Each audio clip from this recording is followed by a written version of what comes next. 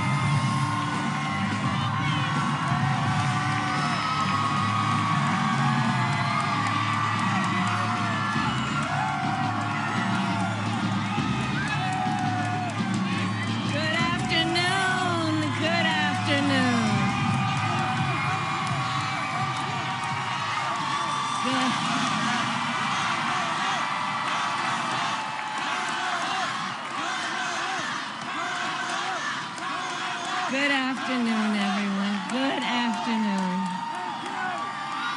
Good afternoon. Good afternoon.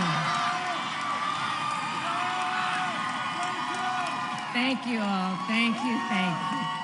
Thank you, thank you. So let me say, and I love you back. And I love you back. So let me say, my heart is full today. My heart is full today, full of gratitude for the trust you have placed in me, full of love for our country, and full of resolve. The outcome of this election is not what we wanted, not what we fought for, not what we voted for, but hear me when I say, the light of America's promise will always burn bright. As long as we never give up and as long as we keep fighting.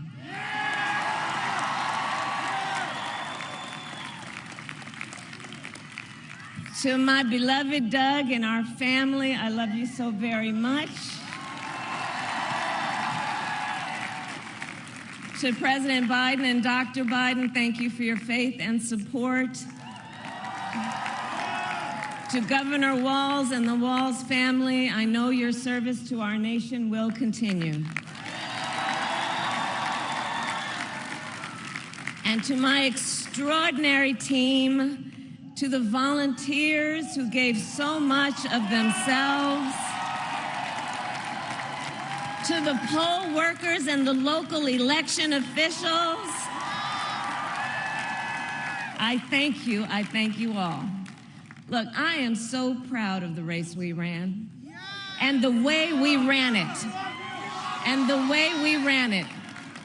Over the 107 days of this campaign, we have been intentional about building community and building coalitions, bringing people together from every walk of life and background, united by love of country with enthusiasm and joy in our fight for America's future. And we did it with the knowledge that we all have so much more in common than what separates us. Now, I know folks are feeling and experiencing a range of emotions right now. I get it. But we must accept the results of this election. Earlier today, I spoke with President-elect Trump and congratulated him on his victory. I also told him that we will help him and his team with their transition, and that we will engage in a peaceful transfer of power.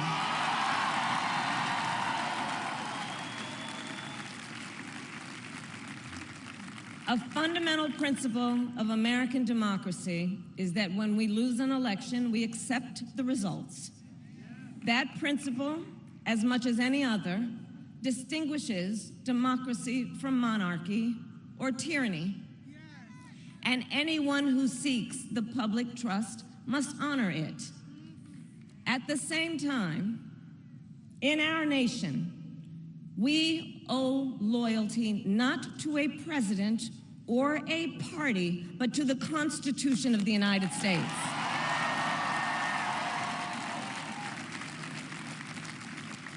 And loyalty to our conscience and to our God.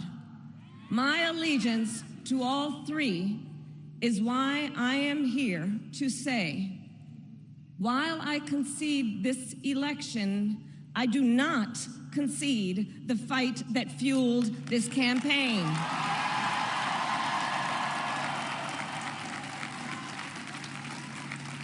The fight for freedom, for opportunity, for fairness, and the dignity of all people.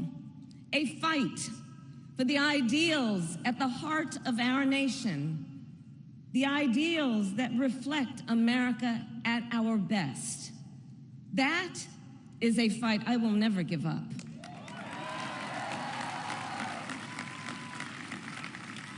I will never give up the fight for a future where Americans can pursue their dreams, ambitions, and aspirations, where the women of America have the freedom to make decisions about their own body and not have their government telling them what to do.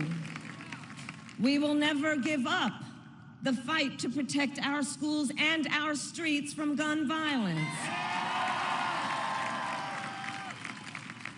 And America, we will never give up the fight for our democracy, for the rule of law, for equal justice, and for the sacred idea that every one of us, no matter who we are or where we start out, has certain fundamental rights and freedoms that must be respected and upheld.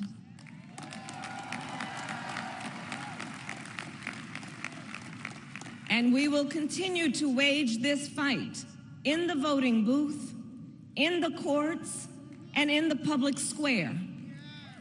And we will also wage it in quieter ways, in how we live our lives, by treating one another with kindness and respect, by looking in the face of a stranger and seeing a neighbor, by always using our strength to lift people up, to fight for the dignity that all people deserve.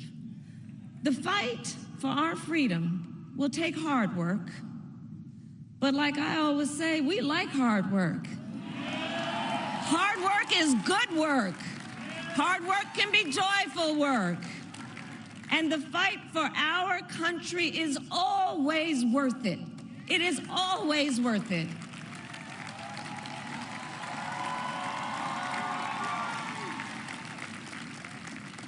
To the young people who are watching, it is... I love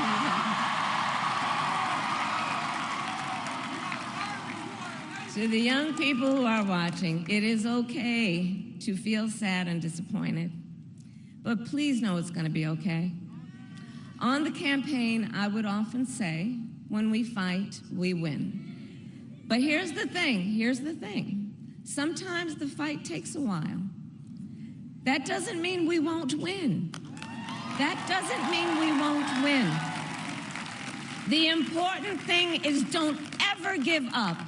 Don't ever give up. Don't ever stop trying to make the world a better place.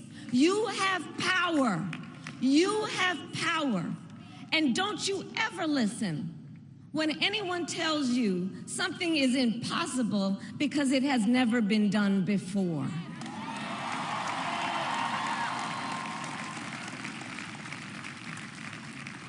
You have the capacity to do extraordinary good in the world.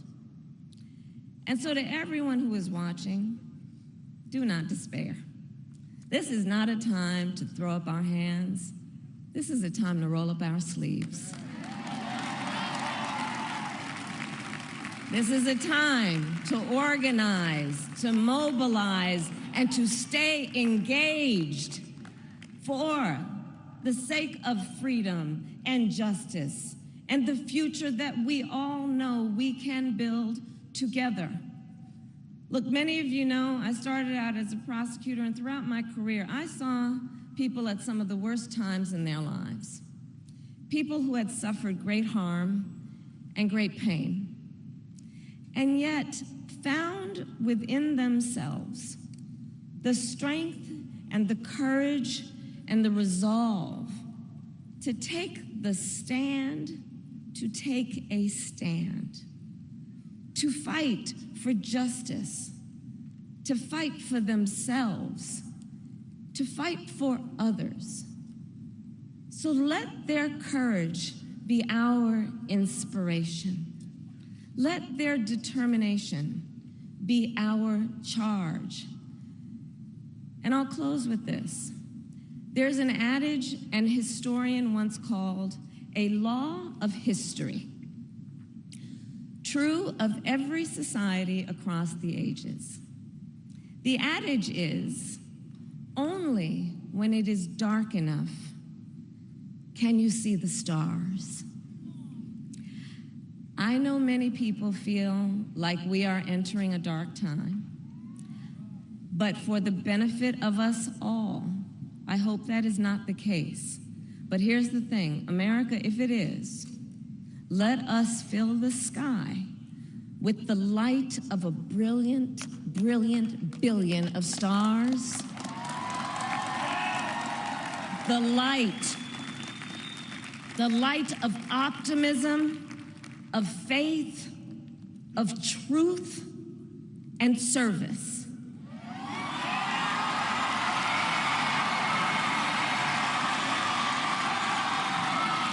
HU. And may that work guide us, even in the face of setbacks, toward the extraordinary promise of the United States of America. I thank you all. May God bless you, and may God bless the United States of America. I thank you all.